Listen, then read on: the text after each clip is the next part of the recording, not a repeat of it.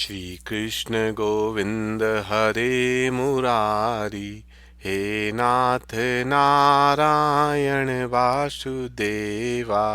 श्री कृष्ण गोविंद हरे मुरारी, हे नाथ नारायण वासुदेवा। श्री सुखदेव जी भगवान शिव जी के अवतार थे, अतः वे जन्म से ही पूर्ण निर्विकार थे। जो जन्म से विरक्त होता है वही 16 आने वैरागी कहलाता है, अर्थात संपूर्ण वैरागी कहलाता है। ज्ञानी पुरुष माया का संग नहीं रखते हैं, वे सदा माया से असंग रहने का प्रयत्न करते हैं। अतः वैष्णव भक्त माया में भी ईश्वर का अनुभव करते हैं। श्री सुखदेव जी के जन्म की कथा दूसरे पुराणों में भी है। श्री सुखदेव जी 16 वर्ष माता के पेट में रहे। 16 वर्ष तक परमात्मा का ध्यान किया। श्री व्यास जी ने पूछा कि तुम बाहर क्यों नहीं आते हो? तो श्री सुखदेव जी ने उत्तर दिया कि मैं संसार के भय से बाहर नहीं आता हूं, मुझे माया का भय लगता है। बाद में जब श्री द्वारकानाथ ने आश्वासन दिया कि मेरी माया तुझे नहीं लगेगी, तभी श्री सुखदेव जी माता के गर्भ से बाहर आए। श्री सुखदेव जी की ब्रह्मनिष्ठा, वैराग्य, अलौकिक प्रेम लक्षण भक्ति देखकर व्यास जी भी सुखदेव जी को मान देते थे। जन्म होते ही श्री सुखदेव जी वन की ओर जाने लगे। माता वाटिका जी ने प्रार्थना की कि मेरा पुत्र निर्विकार ब्रह्म रूप है, यह मेरे यहाँ से दूर ना जाए, इसे रोको। व्यास जी उन्हें समझाते हैं, जो हमें अति प्रिय लगता है वो ही परमात्मा को अर्पण करना चाहिए, वह तो जगत का कल्याण करने जा रहा है। तत्पश्चात व्यास जी भी वेहल हो उठे, विचार करते हैं, अब यह तो जा रहा है, फिर वापिस आने वाला नहीं है। व्यास जी महाज्ञानी थे, वे भी पुत्र के पीछे दौड़े। व्यास नारायण श्री सुखदेव जी को बुलाते हैं, हे पुत्र वापस लौटो, मुझे छोड़कर जाना नहीं, मैं तुम्हें विवाह करने के लिए आग्रह नहीं करूंगा।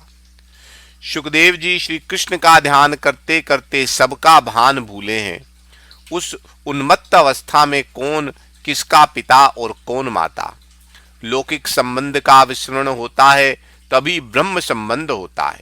जब तक लौकिक संबंध का स्मरण होता है तब तक ईश्वर में आसक्ति नहीं होती। सर्वव्यापक हो चुके श्री सुखदेव जी वृक्षों द्वारा उत्तर देते हैं, हे मुनिराज, आपको पुत्र के वियोग से दुख हो रहा है, परंतु हमको तो जो पत्थर भी मारता है हम उसे फल देते हैं। पत्थर मारने वाले को भी फल दे वही वैष्णव है। जो आप पुत्र वियोग से किस लिए रोते हैं? आपका बेटा तो जगत कल्याण करने चला है। फिर भी व्यास जी की व्याग्रता दूर होती नहीं है। तब सुखदेव जी ने कहा, यह जीव तो अनेक बार पुत्र बना और अनेक बार पिता बना है, तो कौन पुत्र और कौन पिता? वासनाओं से बंधा जीव अनेक बार पुत्र बना और अनेक बार पिता बना। अनेकों बार पूर्व जन्म के शत्रु भी घर में आ जाते हैं। अपनी वासनाओं के कारण दादा ही पोता बनकर आ जाता है। वासना ही पूर्व जन्म का कारण बनती है। सुखदेव जी कहते हैं, पिताजी, मेरे और आपके अनेक जन्म हुए हैं, पूर्व जन्म याद नहीं रहते, वही अच्छा है। पिताजी, ना तो आप मेरे पिता हैं और ना ही मैं आपका पुत्र। आपके और मेरे तो सच्चे पिता श्री नारायण हैं।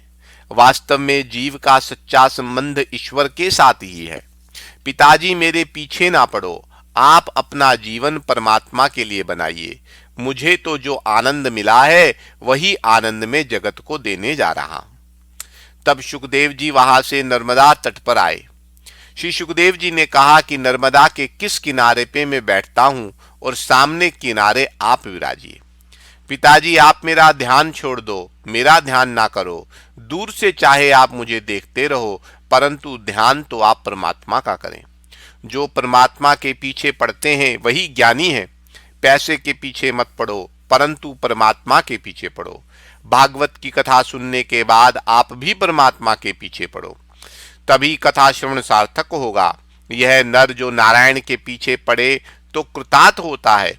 व्यास जी अपनी पत्नी को समझाते हैं कि यदि शुक तुम्हें अति प्रिय है तो उन्हें अंतर्यामी को अर्पण करो। जो हमें अति प्रिय लगता है वह प्रभु को दे दो, तो हम भी प्रभु को प्रिय लगेंगे।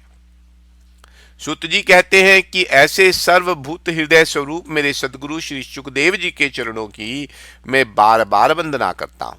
सूत जी ने श्री सुखदेव जी को प्रणाम करके इस कथा का आरंभ किया है। एक बार नैमिषारण्य के क्षेत्र में शौनक जी ने सूत जी से कहा कि आज तक कथाएं तो बहुत सुनी हैं, अब कथा का सार तत्व सुनने की इच्छा है। हमें अब कथा नहीं सुननी है, सब कथाओं का सारभूत क्या है वह सुनना है। ऐसी कथा सुनाइए कि हमारे भगवान श्री कृष्ण में भक्ति दृढ़ हो, हमें श्री कृष्ण की प्राप्ति हो। जैसे मक्खन दूध का सार है, वैसे सबका सार श्री कृष्ण है। श्री ठाकुर जी को मक्खन बहुत प्रिय है, लाला को मक्खन प्रिय है। मक्खन दूध का सार है और परमात्मा सार भोगी है। आजकल लोग बहुत ग्रंथ पढ़ते हैं, किंतु जिसे परमात्मा को प्राप्त करना है ऐसे साधक को आज्ञा है कि वह बहुत ग्रंथ ना पढ़े। अनेक ग्रंथ पढ़ने से बुद्धि में विक्षेप खड़ा हो जाता है। हमारे भगवान श्री बालकृष्ण सार भोगी हैं, ऐसे वैष्णव को भी सार भोगी बनना है।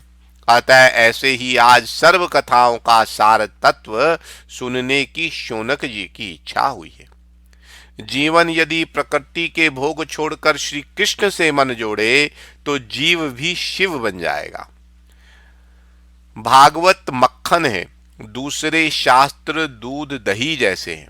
सारे शास्त्रों में सार स्वरूप यह श्री कृष्ण कथा है।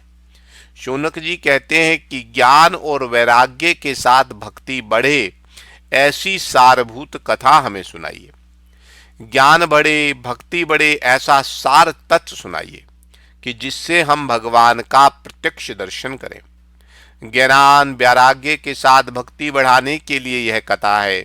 महान भक्तों के, महान पुरुषों के चरित्र सुनकर हमें ज्ञान होता है कि मैंने आत्मा के उत्तार्थ के लिए कुछ नहीं किया।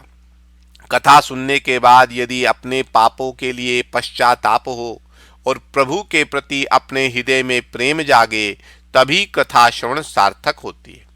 संसार के विषयों के प्रति यदि वैराग्य ना हो और प्रभु के प्रति प्रेम ना जागे तो ऐसी कथा नहीं सुननी चाहिए। ब्रह्मा जी ने भी नारद जी से आज्ञा की थी, बेटा कथा ऐसी कर जिससे लोगों को मेरे प्रभु के प्रति भक्ति जागे। कथा मनुष्य के जीवन को सुधारती है, जीवन को परिवर्तन करती है। कथा मनुष्य के जीवन में क्रांति करती है। कथा सुनकर भी यदि जीवन में कुछ परिवर्तन ना हो तो मानो कि तुमने कथा सुनी ही नहीं। शौनक मुनि ने इसलिए प्रार्थना की कि मेरा ज्ञान बढ़े, मेरी भक्ति बढ़े और उनके साथ मेरा वैराग्य भी साथ साथ बढ़े। ऐसी कथा आप सुनाइए। हलवे में लौकिक दृष्टि से गेहूं की कीमत कुछ कम है, किंतु आटे के बिना हलवा नहीं बन सकता। तत्व दृष्टि से विचार करें तो आटे की कीमत भी घी जितनी ही है। हलवा बनाने में घी, गुड़ और आटे की जरूरत एक सी है। इसी प्रकार ज्ञान, भक्ति और वैराग्य की जरूरत एक समान ही है और जीवन में इन तीनों की जरूरत है। जिसमें ज्ञान, भक्ति और वैराग्य परिपूर्ण हो वही उत्तम वक्ता है। अनेक ऋषि मुनि वहां गंगा के किनारे बैठे थे, पर कोई कथा करने के लिए तैयार नहीं हुआ। तब भगवान श्री सुखदेव जी को की प्रेरणा दी। श्री सुखदेव जी में ज्ञान, भक्ति और वैराग्य परिपूर्ण है। भागवत शास्त्र प्रेम शास्त्र है और प्रेम तो पांचवा पुरुषार्थ है। श्री कृष्ण के प्रेम में देह भान भूले तो मानो कि प्रेम सिद्ध हुआ। परमात्मा प्रेम को ही अपना स्वरूप कहते हैं। ज्ञान मार्ग में प्राप्ति है। जो प्राप्त हुआ है उसी का अनुभव करना है। भक्ति मार्ग में भक्ति द्वारा भेद का विनाश करना है। ज्ञान मार्ग में भेद का निषेध है। ज्ञान मार्ग में ज्ञान से भेद का निषेध कहा है। ज्ञान और भक्ति दोनों मार्ग का लक्ष्य एक ही है। सूत जी कहते हैं, आप सब ज्ञानी हैं, परंतु लोगों पर उपकार करने के लिए आप प्रश्न पूछते हैं, तो कृपया सावधान होकर कथा सुनिए। पूर्व जन्मों के पुण्य का उदय होता है, तभी इस पवित्र कथा को सुनने का योग मिलता है। कलयुग के जीवों को काल रूपी सर्प के मुख से छुड़ाने के लिए श्री शुकदेव जी ने श्री भागवत की कथा कही है। जिस समय श्री शुकदेव जी परीक्षित राजा को यह कथा कह रहे थे, उस समय अमृत लेकर स्वर्ग से देवतागण वहां आए। उन्होंने कहा, स्वर्ग का यह अमृत हम राजा को देते हैं और बदले में यह कथा का अमृत आप हमें दे दीजिए। श्री शुकदेव जी ने परीक्षित जी से पूछा कि यह कथा अमृत पीना है या देवताओं का अमृत। परीक्षित जी ने पूछा कि स्वर्ग का अमृत पीने से क्या लाभ। श्री शुकदेव जी ने कहा कि स्वर्ग का अमृत पीने से स्वर्ग के सुख मिलते हैं, परंतु स्वर्ग का अमृत दुख मिश्रित है। स्वर्ग का अमृत पीने से पुण्य का क्षय होता है, परंतु पापों का क्षय नहीं होता। अतः स्वर्ग के अमृत से यह कथा अमृत श्रेष्ठ है। तब परीक्षित राजा ने कहा, भगवान मुझे यह स्वर्ग का आनंद नहीं चाहिए, मैं तो इस कथा अमृत का ही पान करना चाहूंगा। सनत कुमार स्वर्ग लोक में रहते थे। एक बार वे भी इस कथा का आनंद लेने भारत में आए। इससे लगता है कि ब्रह्मलोक में भी इस कथा का आनंद जैसा कोई आनंद नहीं है। 7 ही दिनों में ज्ञान और वैराग्य को जागृत करने के लिए यह कथा है। ज्ञान और वैराग्य अंदर सोए हुए हैं, उन्हें जागृत करना है। 7 दिनों में ही ज्ञान और वैराग्य को जागृत करके भक्ति रस से उत्पन्न करना है, इसलिए यह कथा है। ऐसा कोई ग्रंथ संसार में नहीं है जो 7 ही दिन में मुक्ति दिलाए। ये श्रीमद् भागवत 7 ही दिन में मुक्ति दिलाने में समर्थ है। सूत जी कहते हैं कि 7 ही दिनों में परीक्षित जी को जिस कथा से मुक्ति मिली थी, वही कथा मैं आपको सुनाता हूं। 7 दिनों में उनकी मुक्ति मिली, कारण उनके लिए यह निश्चित था कि ठीक 7वें दिन उनका काल आने वाला है, परंतु हम तो काल को भूल जाते हैं। वक्ता शुकदेव जी जैसा अवधूत हो और श्रोता परीक्षित जैसा अधिकारी हो, तो 7 ही दिन में मुक्ति मिलती है। वक्ता और श्रोता दोनों अधिकारी होने चाहिए। बिजली का प्रवाह और बल्ब दोनों ठीक होने चाहिए। वक्ता और श्रोता दोनों ही अधिकारी हों, तभी यह कथा मुक्ति दिलाती है। कथा सुनी तो परीक्षित को लेने विमान आया और उनको सद्गति मिली। परीक्षित महाराज विमान में बैठकर श्री परमात्मा के धाम को चले गए। आजकल लोग कथा तो बहुत सुनते हैं, परंतु उनको लेने के लिए कोई विमान क्यों नहीं आता? इसका कारण यही है कि वक्ता और श्रोता अधिकारी नहीं मिलते हैं। मनुष्य जब तक वासनाओं में फंसा है, तब तक विमान कैसे आएगा? और इससे पहले विमान आ भी जाए तो भी इन पर कोई बैठेगा नहीं। शायद स्वर्ग से विमान लेने के लिए आ भी जाए तो भी मनुष्य को जाने की तैयारी ही कहाँ है। हम सब विकार और वासनाओं में बंधे हुए हैं। मनुष्य पत्नी, पुत्र, धन, घर आदि में फंसा हुआ है। जब तक यह आसक्ति छूटेगी नहीं, मुक्ति नहीं है। जिसका मन परमात्मा के रंग में रंग गया है, उसके लिए तो वह जहां बैठा है वहीं मुक्त है। ईश्वर के साथ तन्मयता हो जाए, उसी से ही आनंद मिलता है। उससे बढ़कर आनंद वैकुंठ में भी नहीं है।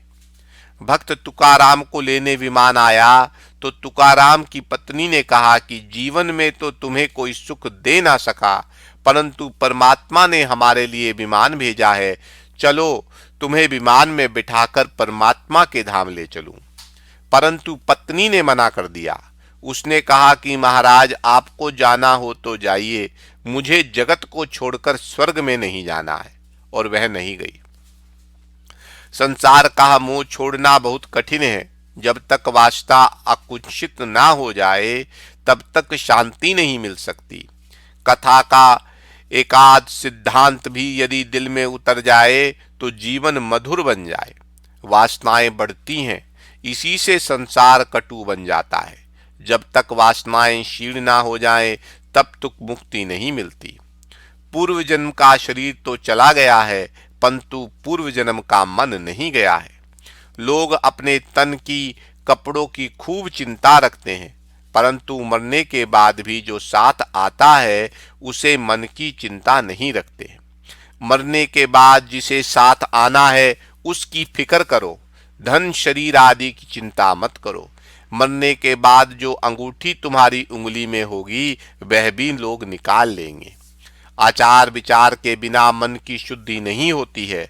जब तक मन की शुद्धि ना हो तब तक भक्ति नहीं हो सकती। ज्ञान और वैराग्य को दृढ़ करने के लिए यह भागवत कथा है। विवेक से जब संसार का अंत ना लाए तब तक संसार का अंत आने वाला नहीं है। जीवन में संयम और सदाचार जब तक ना आए तब तक पुस्तकों से मिला ज्ञान किसी काम नहीं आएगा। केवल ज्ञान भी किस काम का। एक गृहस्थ के पुत्र का अवसान हुआ। गृहस्थ रोता है। उसके घर कोई ज्ञानी साधु आता है, उसे उपदेश देता है। आत्मा अमर है, मरण शरीर का होता है, अतः तुम्हें पुत्र का शोक करना अनुचित है। कुछ समय बाद उस साधु की बकरी मर गई। इस पर वो साधु बड़ा रोने लगा। साधु को रोता देखकर उस गृहस्थ ने साधु से पूछा कि महाराज, आप तो मुझे उपदेश देते थे किसी की मृत्यु पर शोक नहीं करते, तो फिर आप किस लिए रो रहे हैं? साधु ने कहा, बालक, वह बालक तुम्हारा था और बकरी मेरी थी, इसलिए रोता हूं। ऐसा परपदेश पंडितम, उपदेश देने के समय पंडित बनना किस काम का। ज्ञान का अनुभव करो, मुक्त होने के लिए ज्ञान का उपयोग करो। कथा जीवन को सुधारती है, जीवन को पलट देती है। कथा सुनने पर जीवन पलट ना जाए तो मानो कि कथा बराबर सुनी नहीं। कथा मुक्ति देती है, यह बात बिल्कुल सच है। रोज मृत्यु को एक बार याद करो। शायद आज ही मुझे यमदूत लेने आ जाएं तो मेरी क्या दशा होगी। यदि ऐसा आप रोज सोचेंगे तो पाप नहीं होगा। मनुष्य मरण का विचार तो रोज करता ही नहीं, परंतु भोजन का विचार हर रोज करता है। इस भागवत शास्त्र की महिमा का वर्णन दूसरे बहुत से पुराणों में किया गया है, परंतु सामान्यता पद्म पुराण के अंतर्गत महात्म्य का वर्णन करते हैं। अब श्री भागवत की महिमा का वर्णन करना है। महात्म्य एक बार शरत कुमारों ने श्री नारद जी को कह सुनाया था। महात्म्य में ऐसा लिखा था कि बड़े बड़े ऋषि और देवता छोड़ के विशाल क्षेत्र को आए थे। इस कथा में जो आनंद मिलता है वे ब्रह्मानंद से भी श्रेष्ठ है। अर्थात योगी तो केवल अपना ही उद्धार करता है, जबकि सत्संगी अपने साथ आए हुए सबका उद्धार कर देता है। बद्रिका आश्रम में सनत कुमार पधारे हैं। जिसे लोग बद्रिका आश्रम कहते हैं वो ही विशाल क्षेत्र है। स्कंद पुराण में कथा आती है कि बद्रिका नारायण, बद्री नारायण विशाल राजा के लिए पधारे थे। पुंडलीक के लिए विठ्ठलनाथ आए थे। जिस भक्त के लिए भगवान आए वह भक्त धन्य है। बद्री नारायण तप ध्यान का आदर्श जगत को बताते हैं। वे कहते हैं कि मैं भी तप करता हूं, ध्यान लगाता हूं, तपस्या के बिना शांति नहीं मिलती। जीव कठिन तपस्या नहीं कर सकता, अतः श्री भगवान आदर्श बताते हैं। बालक जब दवाई नहीं खाता तब माँ स्वयं उस दवाई को खाकर बताती है, जिससे बालक समझे कि दवाई भी खाने की चीज है।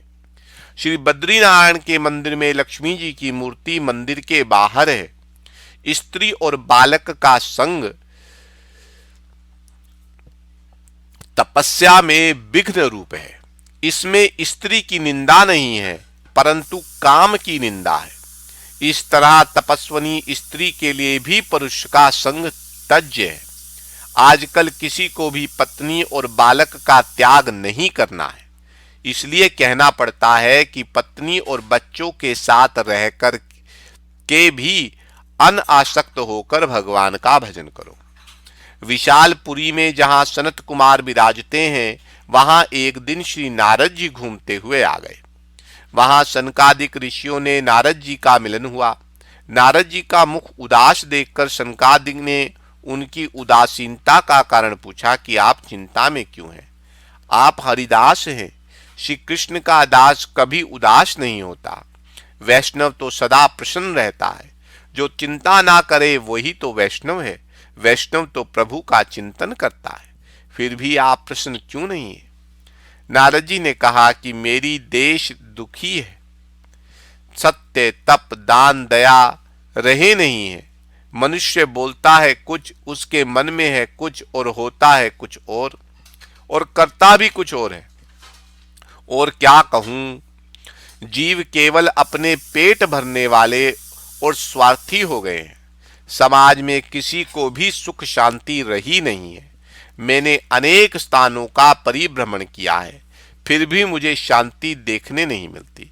आज सारा देश दुखी क्यों हो रहा है?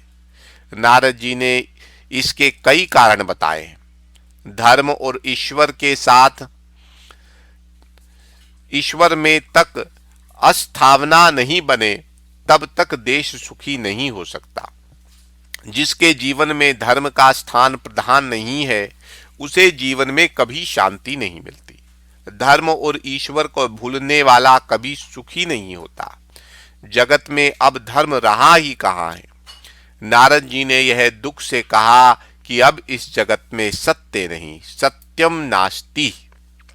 जगत में असत्य बहुत बढ़ गया है।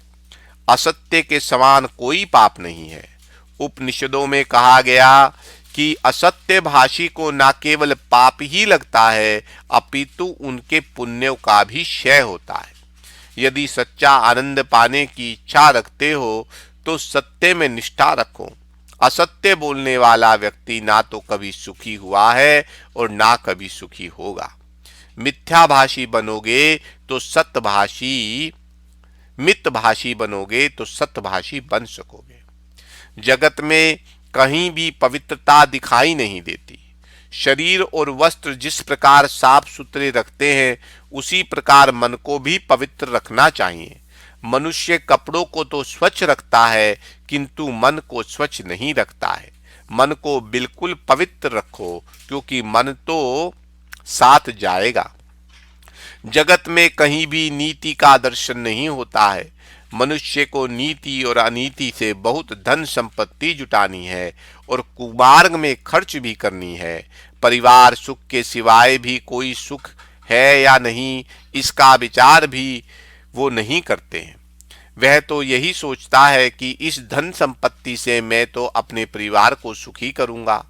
वो फिर अपनी इंद्रियों का इतना दास बन जाता है कि उसे कोई पवित्र विचार आता ही नहीं। शरीर और इंद्रियों के सुख में वह ऐसा फंसा है कि शांति से विचार भी नहीं कर सकता कि सच्चा और श्रेष्ठ आनंद कौन सा है और कैसे मिल सकता है। जीवन में जब तक कोई पवित्र लक्ष्य निश्चित नहीं होगा, तब तक पाप रुकेंगे नहीं। जो लक्ष्य को लक्ष्य में रखता है, वो ही पाप से बच सकता है। मनुष्य को अपने जीवन का लक्ष्य मालूम नहीं है। वह मंद बुद्धि करने योग्य काम को करता ही नहीं है। जगत में अत्र विक्रय होने लगा है। जगत में पाप बहुत बढ़ गया है।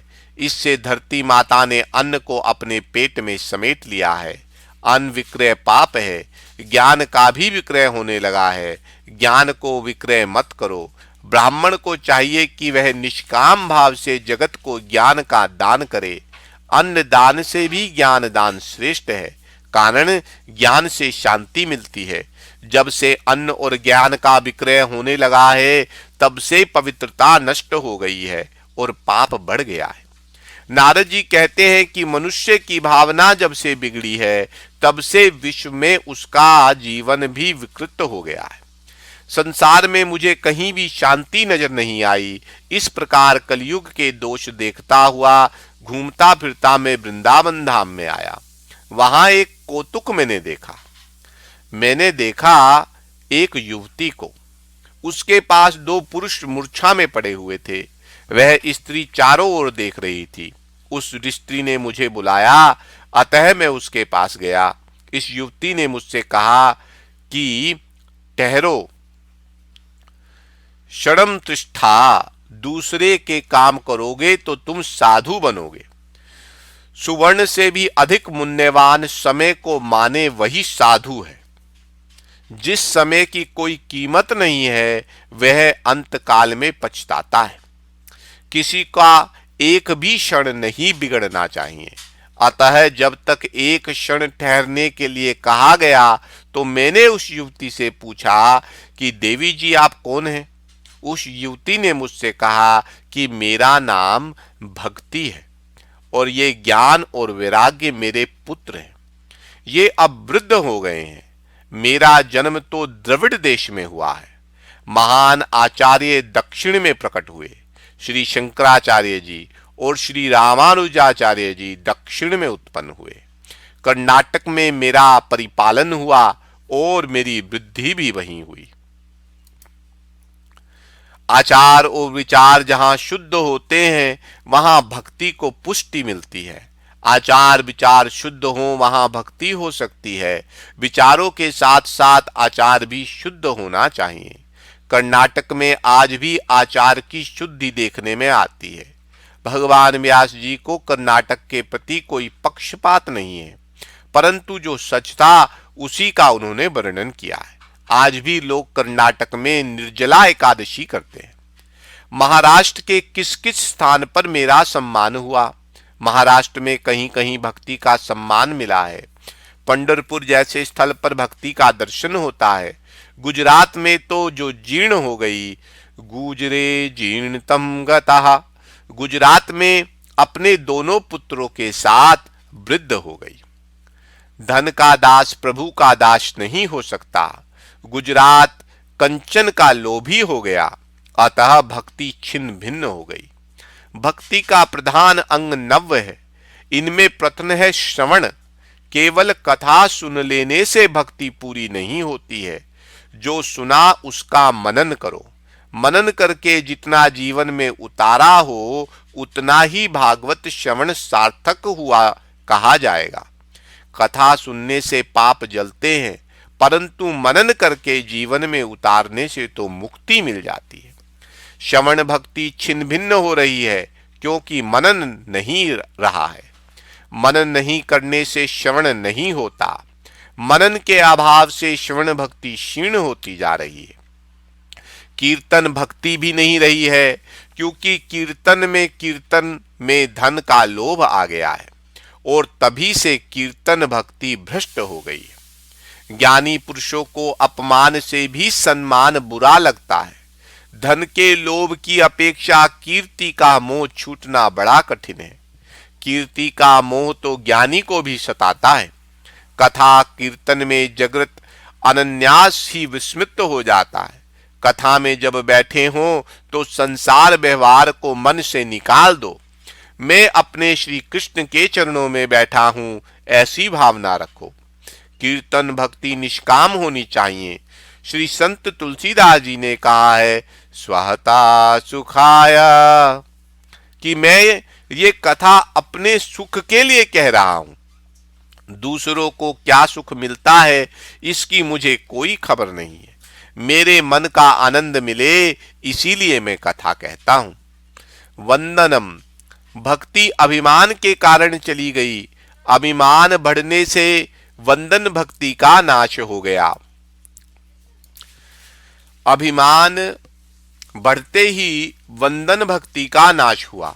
सब में श्री कृष्ण की भावना रखकर सबको वंदन करो। वंदन करने से विरोध नष्ट होता है। भक्त नरसिंह ने भक्त का लक्षण बताते हुए कहा है कि सकल लोक में सबको वंदे। वही सच्चा वैष्णव है। जो वंदना करता है वह वैष्णव है, जो वंदना कराना चाहता है वह वैष्णव नहीं है। मन के भीतर जब तक अहम भाव रहेगा तब तक भक्ति की वृद्धि नहीं होगी। आजकल जो लोग देह की बहुत पूजा करते हैं, श्री ठाकुर जी की सेवा के लिए, पूजा के लिए, अब उनको समय नहीं मिलता है। देह पूजा बड़ी ही देव पूजा हो गई है।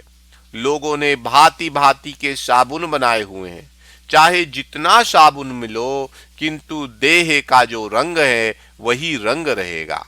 परमात्मा ने जो रंग दिया है वही सच्चा रंग है और वही ठीक है।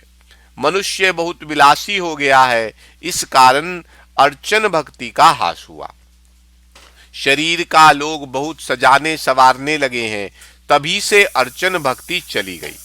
इस प्रकार भक्ति के अंग का विनाश हुआ, अर्थात जीव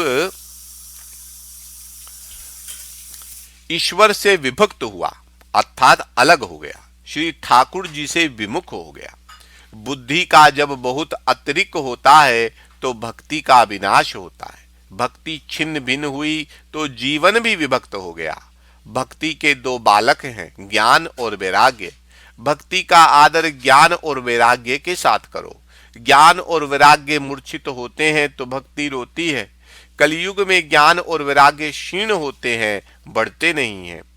ज्ञान जब से पुस्तकों में आकर समा गया तब से ज्ञान चला गया। नारद जी कहते हैं कि ज्ञान और वैराग्य को मूर्छा क्यों आई यह मैं जानता हूं। इस कलिकाल जगत में अधर्म बहुत बढ़ गया है, इसी से इनको मूर्छा आई है। इस वृंदावन की प्रेम भूमि में तुमको पुष्टि मिली है। कलयुग में ज्ञान और वैराग्य की अपेक्षा होती है। नारद जी कहते हैं ज्ञान और वैराग्य को मूर्छा क्यों आई यह मैं जानता हूं। इस कलिकाल जगत में अधर्म बहुत बढ़ गया है, इसी से उनको मूर्छा आई है। इस वृंदावन की प्रेम भूमि में तुमको पुष्टि मिली है। कलयुग में ज्ञान और वैराग्य की उपेक्षा होती है, अतः वो नित्य उत्साहित होकर वृद्ध और जीर्ण हो गए हैं।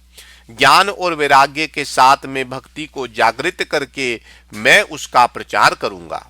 नारद जी ने ज्ञान और वैराग्य को जगाने के लिए अनेक प्रयत्न किए, पर कुछ ना बना।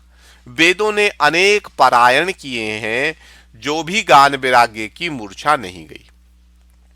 कुछ थोड़ा सा विचार करेंगे तो यह ध्यान में आएगा कि ऐसी कथा तो प्रत्येक घर में होती है। अपना यह हृदय ही वृंदावन है।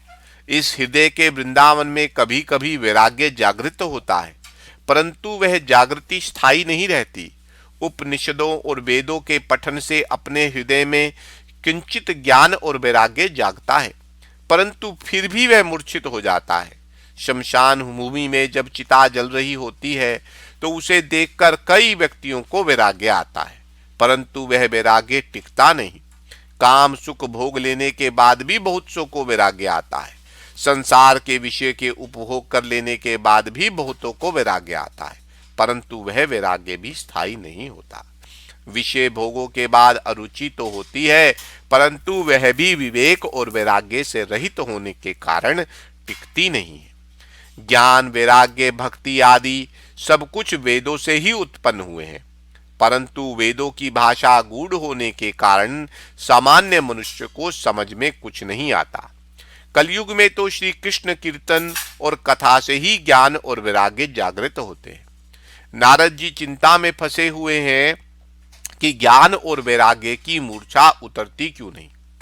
उसी समय आकाशवाणी हुई कि तुम्हारा प्रश्न उत्तम है और तुम्हारा ये प्रयत्न भी उत्तम है। ज्ञान वैराग्य के साथ भक्ति का प्रचार करने के लिए सत्कर्म कीजिए। नारद जी ने पूछा कौन सा सत्कर्म करूं? तो आकाशवाणी ने कहा कि तुम्हें संत महात्मा सत्कर्म क्या है वह बताएंगे। नारद जी अनेक साधु संतों को पूछते हैं कि ज्ञान वैराग्य सहित भक्ति को पुष्टि मिले ऐसा कौन सा उपाय है बताइए। परंतु निश्चित उपाय कोई बता सका तो चिंता में पड़ गए। वे सोचने लगे कि ऐसे संत कहाँ मिलेंगे और क्या बताएंगे। ऐसा विचार करते करते वे बद्रिका आश्रम में आए। वहां सनकादिक मुनियों के साथ उनका मिलन हुआ। नारद जी ने सनत कुमारों से यह कथा सुनाई। नारद जी ने कहा कि जिस देश में जन्म लिया है उसी देश के लिए यदि उपयोगी ना बनूं तो मेरा जीवन व्यर्थ है। आप ही बताइए मैं क्या सत्कर्म करूं। सनकादिक मुनि कहते हैं कि तुम्हारी भावना दिव्य है, भक्ति का प्रचार करने की तुम्हारी इच्छा है। आप भागवत ज्ञान मार्ग का पारायण कीजिए, तुम्हारी इच्छा पूर्ण होगी। तुम भागवत ज्ञान यज्ञ करो, भागवत का प्रहार करो, इसी से लोगों का कल्याण होगा। इस कथा से ज्ञान और वैराग्य की जागृति होगी। श्री भागवत की कथा ज्ञान, भक्ति और वैराग्य को बढ़ाने वाली है। वेदों का पारायण करना अच्छा है, उससे आपकी इच्छा पूर्ण होगी, परंतु वेदों के अर्थ जल्दी समझ में नहीं आते, इसलिए सर्व वेदों के सार रूप इस भागवत का ज्ञान यज्ञ करो।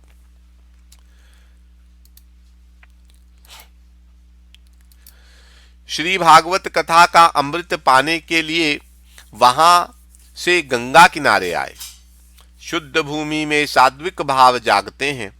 भूमि का प्रभाव सूक्ष्म रीति से मन पर अवश्य पड़ता है। भोग भूमि भक्ति में बाधक है। श्री गंगा जी का तट ज्ञान भूमि है।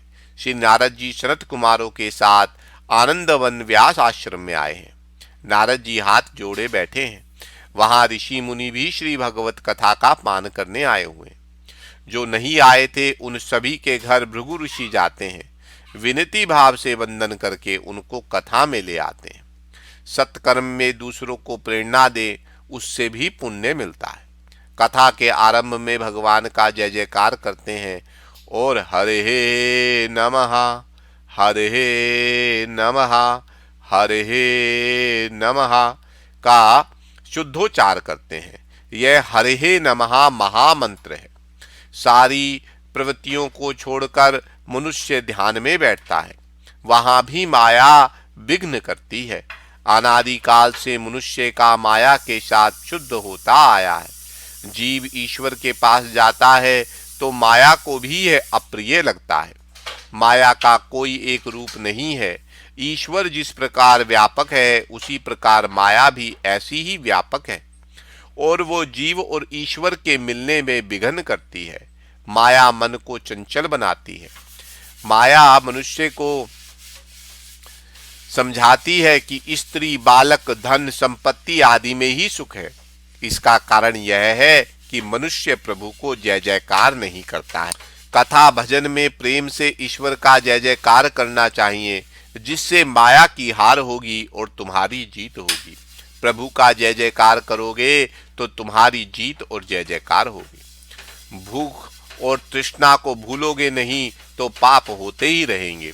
भूख और प्यास को सहन करने की आदत होनी चाहिए। आगे कथा आएगी कि राजा परीक्षित जी की बुद्धि भूख और प्यास के कारण ही बिगड़ी थी। सूत जी सावधान करते हैं कि हे राजन, नारद जी आज श्रोता बनकर बैठे हैं और सनकादि आसन पे विराजमान है, अतः जय जयकार शुद्ध होना लगा है। यह भागवत की कथा अति दिव्य है। इस कथा को जो प्रेम से सुनेगा उसके कान में से परमात्मा हृदय में उतरेंगे। नेत्र और श्रोत्र को जो पवित्र रखते हैं उनके हृदय में परमात्मा आते हैं। परमात्मा श्री कृष्ण कान में से, आंख में से, मन में आते हैं। बार बार जो श्री कृष्ण की कथा सुनते हैं उनके हृदय में श्री कृष्ण पधारते हैं। श्री कृष्ण गोविंद हरे मुरारी, हे नाथ नारायण वासुदेवा। श्री कृष्ण गोविंद हरे मुरारी, हे नाथ नारायण वासुदेवा।